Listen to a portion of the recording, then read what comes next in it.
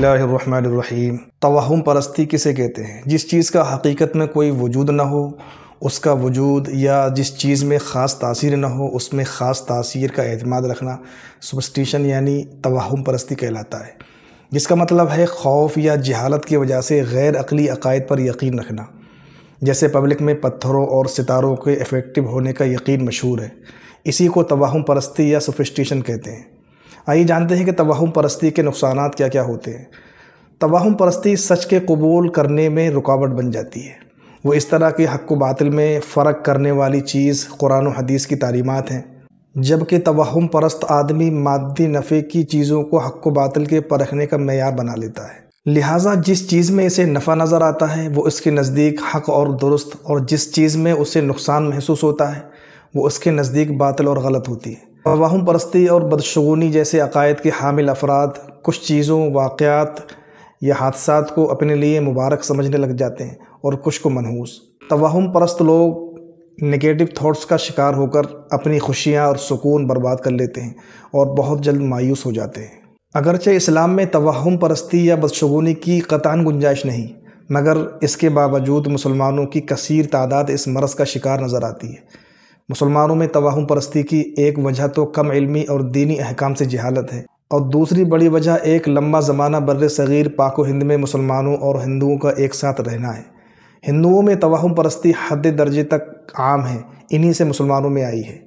چھوٹے بچے کو نظر بد سے بچانے کے لیے ماتھے پر کاجل کا ٹیکا لگانا، شام کے وقت جھاڑو لگانے سے بچنا کہ اس سے دولت کم ہوگی، مرد کی دائیں اور عورت کی بائیں آنکھ پھڑکنے کو اچھی خبر کی نشانی بتانا، چارپائی پر بیٹھے ہوئے ٹانگیں لٹکی ہوئی ہونے کی حالت میں ہلانے سے دولت کا کم ہو جانا یا ہاتھ سے نکل جانا، پیاز یا چھری سرہانے رکھنے سے برے خوابوں سے نجات کا ملنا، کالی بلی کا راستہ کاٹ جانا، ٹوٹے ہوئے آئینے میں چہرہ دیکھنا، دودھ کا ابل کر برتن سے باہر گر جانا، مغرب کے بعد گھر کی ساری لائٹیں اور بتیاں جلا دینا ورنہ بری آتمائیں آ جانے کا ذہن بنا لینا، اور خالی کینچی چلانے سے رشتہ داروں سے لڑائی کا ہونا، کانچ کا ٹوٹ جانا، بلی یا کتے کا رونا نحوست اور بے برکتی کا باعث سمجھا جاتا ہے، منڈیر پر کوا بیٹھا ہو تو مہمان آنے کا خیال رکھنا، چھینک آئے تو کوئی یاد کر رہا ہے، دائیں ہاتھ میں خارش ہے تو دولت آئے گی، بائیں میں ہے تو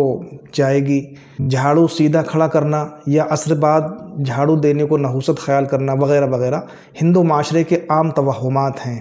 موجودہ سائنسی دور میں بھی جہاں ہر واقعے اور نظریے کے دلائل اور حقائق تلاش کیے جاتے ہیں، دنیا کی مادی اعتبار سے ترقی یافتہ اقوام میں بھی توہم پرستی عام ہو چلی ہے۔ مثلاً اسپین میں منگل کے دن مہینے کے 13 تاریخ کو قومی طور پر بدقسمتی کی علامت سمجھا جاتا ہے۔ چائنا میں 8 کا ہندسہ مبارک اور 4 کا ڈیجٹ منحوس خیال کیا جاتا ہے، یہاں تک کہ کچھ لوگ عمارت کی 4تھی منزل بھی تعمیر نہیں کرتے۔ آئرلینڈ میں دلہنیں اپنے لباس یا زیورات میں چھوٹی گھنٹی ضرور استعمال کرتی ہیں، جسے خوش قسمتی کی علامت سمجھا جاتا ہے۔ روس میں خالی بالٹی کہیں لے جانے کو برا سمجھا جاتا ہے۔ فن لینڈ کے لوگ یقین رکھتے ہیں کہ اگر مکڑی کو مارا جائے تو اگلے دن بارش ہوگی۔ پرتگال کے لوگ سمجھتے ہیں کہ الٹا چلنے سے برائی ہمارا راستہ دیکھ لیتی ہے۔ مصر میں خالی کینچی چلانے کو برا سمجھا جاتا ہے کیونکہ اس سے ہوا میں موجود بری آتمائیں اور روحیں کٹ جاتی ہیں، جس کی وجہ سے ان کو غصہ آ جاتا ہے۔ سوئٹزرلینڈ کے لوگ اور نیدرلینڈ کے لوگ شادی کے بعد گھر کے باہر صنوبر کا درخت لگاتے ہیں، ان کے ازدواجی تعلقات میں مضبوطی ڈالتے ہیں۔ برطانیہ میں چیونٹیوں کی آمد برے موسم اور ان کا قطار میں چلنا بارش ہونے کی علامت سمجھا جاتا ہے۔ مغرب میں سفید مرغی نظر آنا رحمت، جبکہ سیاہ مرغی کو شیطان کی روح گمان کیا جاتا ہے۔ آئیے جانتے ہیں کہ سپرسٹیشن کو سب سے زیادہ کہاں سے پروموٹ کیا جاتا ہے۔ اس سوسائٹی میں جتنی زیادہ توہم پرستی عام ہے، اس میں بہت بڑا کردار ہمارے میڈیا کا ہے، یعنی میڈیا میں اخبار، کتاب، رسائل، جرائد اور ٹیلی فون، موبائل، ٹیلی ویژن اور انٹرنیٹ وغیرہ سب کچھ شامل ہیں۔ میڈیا کی نشر کردہ بہت سے پروگرامز بچوں کے لیے ڈراؤنے ڈرامے، ہارر موویز، فلمیں، کارٹونز اور اسی طرح ڈراؤنی جن بھوتوں کی کہانیاں وغیرہ توہمات کو سچ ہوتا دکھا کر لوگوں کے ذہنوں میں بے معنی خیالات کو پختہ کرتی ہیں۔ اس کے علاوہ اخبارات، میگزین اور دیگر رسائل اور چینلوں میں آپ کے ستارے کیا کہتے ہیں یا آج کا دن کیسا رہے گا وغیرہ جیسی خرافات ایک تسلسل کے ساتھ دیکھنے کو ملتی ہیں۔ جسے تعلیم یافتہ طبقہ بھی بڑے یقین اور دلچسپی سے پڑھتا اور سنتا ہے، جبکہ اسلام ہمیں ایسا کچھ پوچھنے کے لیے نجوم کے پاس جانے کی اجازت بھی نہیں دیتا۔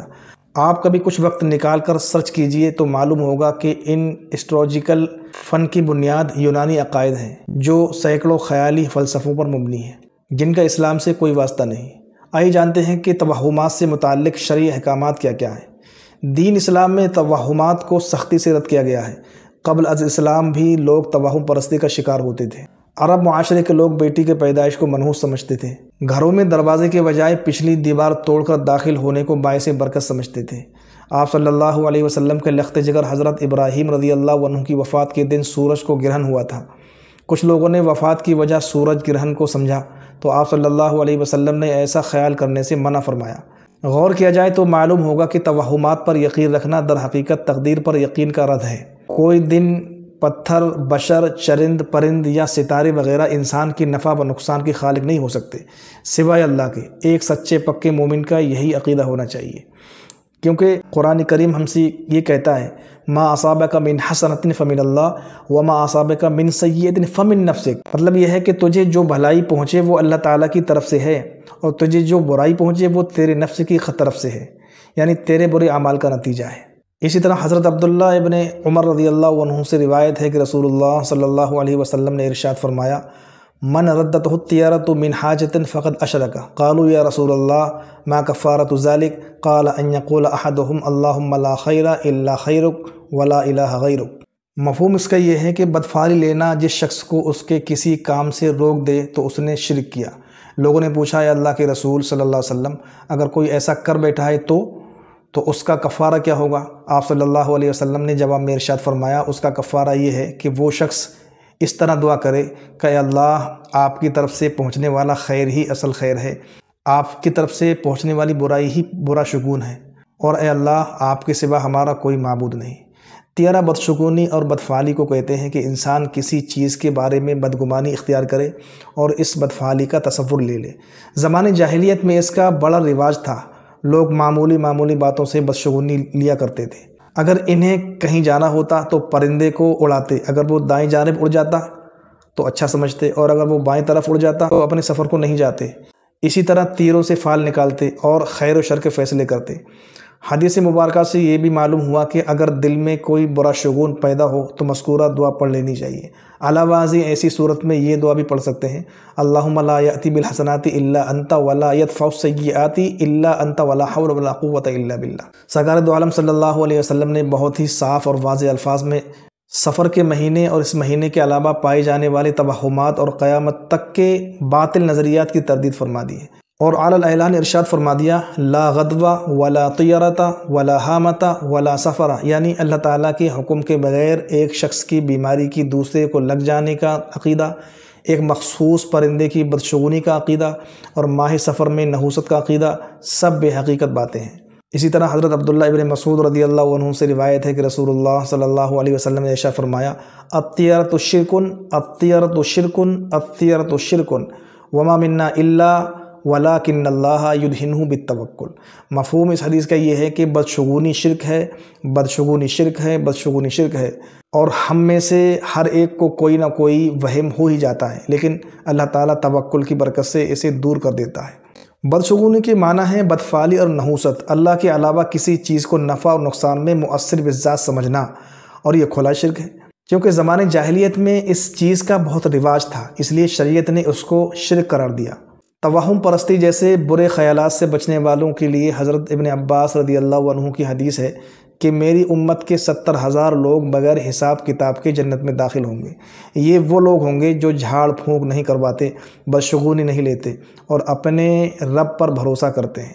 توہمات کی بہت ساری قسمیں ہیں۔ ہمارے معاشرے میں مختلف افراد میں مختلف چیزوں کے بارے میں مختلف نظریات قائم ہیں، اور انہیں حیات انسانی میں بہت ہی زیادہ مؤثر سمجھا جاتا ہے، حالانکہ یہ شریعت کی تعلیمات سے ٹکراتی ہیں، اور ہماری زندگی میں مؤثر ہونے والے چند چیزیں یہ ہیں۔ اسباب کو ہی مؤثر حقیقی سمجھنا۔ انسانی طبقات اسباب کے میدان میں دو انتہاؤں پر ہیں۔ ایک طبقہ اسباب کا انکار ہی کر دیتا ہے اور اسباب اختیار کرنے کو توکل کے منافی سمجھتا ہے، اس کے خلاف سمجھتا ہے، اور دوسرا طبقہ اسباب کو ہی مؤثر حقیقی سمجھتے ہوئے یہ اعتقاد رکھتا ہے کہ جو کچھ ہوتا ہے وہ اسباب سے ہی ہوتا ہے اور اسباب کے بغیر کچھ ممکن نہیں ہے۔ پہلا طبقہ جس میں زیادہ تر دین سے وابستہ لوگ ہیں، کم علمی اور کم عقلی کی وجہ سے یہ ذہن رکھتے ہیں کہ محنت کرنے اور کمانے کی کوئی ضرورت نہیں، اللہ تعالیٰ تو رزق دینے میں ہماری محنت کی محتاج نہیں ہے، وہ ایسے بھی دینے پر قادر ہیں، لہٰذا ہمیں کچھ کرنے کی کیا ضرورت ہے، ہم تو اعمال کے ذریعے ہی اللہ تعالیٰ سے لے لیں گے، اسباب کے ذریعے نہیں۔ دوسری طرف دوسرا طبقہ جو اسباب کو ہی مؤثر حقیقی سمجھنے لگا ہے اور دین، ایمان، یقین اور اعمال کو کوئی حیثیت نہیں دیتا، اور مادی محنت میں ظاہری اسباب کو ہی اپنی ضروریات کے پورا ہونے اور اپنے مسائل کے حل کرنے میں مؤثر سمجھتا ہے، وہ بھی صراط مستقیم پر نہیں، یہ بھی حدود سے تجاوز کرنے والا ہے، کیونکہ ظاہری اسباب تو کسی بھی چیز کے حاصل ہونے کا فقط ایک ظاہری ذریعہ ہوتے ہیں۔ جیسے گھروں میں پانی جن نلوں کے ذریعے پہنچتا ہے، وہ نل پانی پہنچانے کے صرف راستے ہیں، پانی کے حصول میں ان کا ذاتی کوئی دخل نہیں ہے۔ بالکل اسی طرح چیزوں کے حصول میں اصل مؤثر حقیقی صرف اللہ تعالیٰ کی ذات ہے، جو کسی ظاہری سبب کے محتاج نہیں، چنانچہ وہ ذات بعض اوقات بغیر اسباب کے بھی کسی چیز کے وجود کا مشاہدہ کروا دیتی ہے۔ اچھی طرح سمجھ لیجئے کہ عامت الناس کو توکل کے حصول کے لیے ظاہری اسباب اور تدابیر کو چھوڑنا درست نہیں، بلکہ اسباب کے نتائج کو اسباب پر موقوف نہ سمجھنا اور اللہ تعالیٰ کی ذات پر بھروسہ رکھنا یہ اصل ہے، اسی کا نام توکل ہے۔ توکل کے دو درجے ہیں، اعلیٰ درجہ یہ ہے کہ اسباب کو چھوڑ کر اللہ تعالیٰ پر مکمل اعتماد کر لیا جائے، دوسرا درجہ یہ ہے کہ اسباب کو اختیار کرے لیکن نفع نقصان کا یقین اللہ تعالیٰ کی ذات پر رہے۔ پہلا درجہ خاص کے لیے ہے اور دوسرا درجہ عوام کے لیے ہے۔ اس بحث کے خلاصے کے طور پر اچھی طرح جان لینا چاہیے کہ ایک ہے اسباب کا اختیار کرنا اور انہیں استعمال کرنا، اور ایک ہے اسباب کو دل میں اتار لینا اور ان پر ہی یقین رکھ لینا۔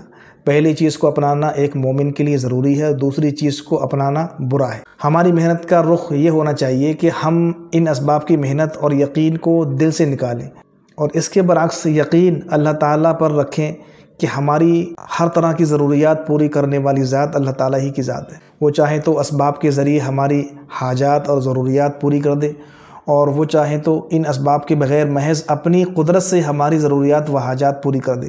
وہ اس پر پوری طرح قادر اور خود مختار ہے، البتہ ہم اس دارالاسباب میں اسباب اختیار کرنے کے پابند ہیں تاکہ بوقت حاجت و ضرورت ہماری نگاہ و توجہ غیر اللہ کی طرف نہ اٹھے۔ اس بات میں تو کوئی شک نہیں ہے کہ اللہ رب العزت ہماری محنتوں کے محتاج نہیں ہے، لیکن کیا شریعت کا مزاج اور منشا بھی یہی ہے کہ ہم ہاتھ پر ہاتھ رکھے بیٹھے رہیں، بالخصوص جب کہ اس ترک اسباب کا نتیجہ یہ نکلتا ہو کہ بیوی، بچوں اور والدین کے حقوق تلف ہوتے ہوں اور یہ غیروں کے اموال کی طرف حرص و ہوس کی ساتھ دیکھتا رہے؟ غالباً ایسے ہی مسلمانوں کے لیے علامہ اقبال نے کہا تھا، عمل سے فارغ ہوا مسلمان بنا کر تقدیر کا بہانہ۔ تو یاد رکھیں، اس طرح کے لوگوں کو شریعت اس طرز عمل کی تعلیم نہیں دیتی، بلکہ سیرت نبی صلی اللہ علیہ وسلم اور سیرت صحابہ تو حلال طریقے سے کسب معاش کی تعلیم دیتی ہے۔ ان اسباب کی تین قسمیں ہیں، نمبر 1 یقینی اسباب، نمبر 2 ظنی اسباب، نمبر 3 وہمی اسباب۔ یقینی اسباب وہ ہیں جن پر مسبب کا مرتب ہونا یقینی ہے، جیسے بھوک کے وقت کھانا کھانا، پیاس کے وقت پانی پینا، سردی سے تحفظ کے لیے گرم لباس پہننا۔ ان اسباب کا اختیار کرنا فرض ہے، اور موت کا خوف ہو تو ان کو چھوڑنا حرام ہے۔ ان اسباب کا اختیار کرنا توکل کے خلاف نہیں، البتہ یہاں بھی یہ واضح رہے کہ ان اسباب کو اختیار تو لازمی کریں، لیکن ان کے مؤثر حقیقی ہونے کا یقین رکھنا جائز نہیں ہوگا۔ نمبر 2 ظنی اسباب، جیسے بیماریوں کی دوا، جائز دم اور تعویذ کے حصول شفا کے لیے انہیں ظن غالب کا درجہ حاصل ہے۔ ان کا حکم یہ ہے کہ ہم جیسے کمزوروں کو ان اسباب کو ترک کرنا بھی درست نہیں، البتہ جو حضرات قوت ایمانی اور قوت توکل میں مضبوط ہوں ان کے لیے ان اسباب کو ترک کر دینا جائز ہے۔ وہمی اسباب یعنی جن کے اختیار کرنے میں شک ہو کہ مفید ہوں گے یا نہیں، حصول توکل کے لیے ان کا ترک کرنا لازمی ہے۔ لیکن ایک بات یاد رکھیں کہ جس طرح بیماری کی صورت میں دوائی کا استعمال جائز ہے، اسی طرح تعویذ اور دم بھی جائز ہے، اور یہ محض ایک طریقہ علاج ہے اور اس کے جواز پر اجماع ہے۔ البتہ تعویذ اور دم کے لیے 3 شرطوں کا پایا جانا بہت ضروری ہے۔ اگر وہ 3 شرطیں نہ ہوں تو پھر اس کے ناجائز ہونے میں کوئی شک و شبہ نہیں۔ وہ 3 شرطیں یہ ہیں، نمبر 1 تعویذات کے الفاظ قرآن کریم یا احادیث مبارکہ سے لیے گئے ہوں، نمبر 2 عربی زبان میں ہوں، اور اگر کسی عجمی زبان میں ہوں تو اس کے الفاظ کے معنی معلوم ہونے چاہیے، نمبر 3، دم کرنے اور کرانے والا دونوں یہ اعتقاد رکھتے ہوں کہ دم اور تعویذ میں خود کوئی تاثیر نہیں، بلکہ مؤثر حقیقی صرف اللہ تعالیٰ ہی کی ذات ہے۔ یہ دم اور تعویذ صرف سبب اور ذریعہ ہیں۔ تعویذ کے جواز پر کئی احادیث شاہد ہیں۔ حضرت مفتی تقی عثمانی صاحب لکھتے ہیں کہ دم کے بارے میں اصل یہ ہے کہ قرآن کریم یا اللہ تعالیٰ کی اسماء مبارک یا صفات مبارکت پڑھ کر مریض پر دم کیا جائے، اور یہ جناب رسول اللہ صلی اللہ علیہ وسلم کی کئی حدیث سے ثابت ہے۔ اور تعویذات کا لکھنا اور اس کو بچوں یا بیماروں کے گلے میں ڈالنا یا لکھ کر پانی میں گھول کر مریض کو پلانا کئی صحابہ کرام سے اور تابعین سے ثابت ہے۔ اور احادیث مبارکہ میں جن دموں اور تعویذات سے منع کیا گیا ہے وہ مشرکین کے دم تھے جن میں شیطان سے مدد لیا کرتے تھے، اور وہ دم جن میں شرکیہ کلمات نہ ہوں وہ جائز ہیں اور کئی احادیث سے ثابت ہیں۔ اور یہی حال ان ڈوریوں کا ہے اور گنڈوں کا، جسے مشرکین مؤثر بالذات سمجھ کر بچوں کے گلے میں نظر بد سے بچانے کے لیے ڈالتے تھے۔ اور ان حرام ڈوریوں اور گنڈوں کا آیات قرآنیہ اور اسماء باری تعالیٰ پر مشتمل تعویذات سے کوئی تعلق نہیں ہے۔ یہ تعویذات جمہور علماء کرام کے نزدیک جائز ہیں۔ اس پوری تفصیل سے یہ بات واضح ہو گئی کہ کسی مرض کے لیے تعویذات کا استعمال اسباب کے درجے میں جائز ہے، بشرطے کہ شرکیہ کلمات پر مشتمل نہ ہوں اور اس کو مؤثر بالذات نہ سمجھا جائے۔ اسی طرح بعض لوگ مختلف قسم کے پتھروں جیسے فیروز، زمرہ اور یاقوت وغیرہ کو اپنی زندگی پر اثر انداز سمجھتے ہیں اور ان پتھروں کی انگوٹھی بنا کر پہنتے ہیں، تو شرعاً اس کی کوئی حقیقت نہیں۔ اسی طرح بعض لوگ چاند، سورج، ستاروں اور مختلف سیاروں کو اپنی قسمت پر اثر انداز سمجھتے ہیں اور ان کی گردش کے ذریعے اپنی قسمت کا حال معلوم کرتے ہیں۔ اپنی قسمت کا حال معلوم کرنے کے لیے نجومیوں کے پاس جاتے ہیں۔ یہ بھی درست نہیں، کیونکہ علم نجوم قیاسات، اندازے اور تخمینے پر مشتمل ہے، اس میں کوئی یقینی بات نہیں ہوتی۔ نیز احادیث میں نجومیوں کے پاس جانے سے بھی منع فرمایا گیا ہے۔ چنانچہ رسول اللہ صلی اللہ علیہ وسلم کا ارشاد ہے، من اتی عرافا فسألہ عن شیء لم تقبل لہ صلاۃ 40 لیلہ، یعنی جو شخص عراف یعنی نجومی کے پاس گیا اور اس سے کسی چیز کے بارے میں پوچھا تو اس کی 40 دن کی نمازیں قبول نہیں ہوں گی۔ مذکورہ تفصیل سے یہ بھی معلوم ہو گیا کہ بعض اخبارات یا ٹیلی ویژن چینلوں میں صبح صبح یہ گیان پھیلا جا رہا ہوتا ہے کہ آج کا دن کیسا گزرے گا، یہ ہفتہ کیسا رہے گا۔ اس طرح کے عنوان سے جو باتیں لکھی جاتی ہیں، شریعت میں ان کی کوئی گنجائش حقیقت نہیں ہے۔ اللہ تعالی ہمیں ہر طرح کے فتنوں سے بچنے کی توفیق عطا فرمائے، آمین۔ ویڈیو اچھی لگی ہو تو چینل کو سبسکرائب کریں اور بیل آئیکن کو پریس کر دیں۔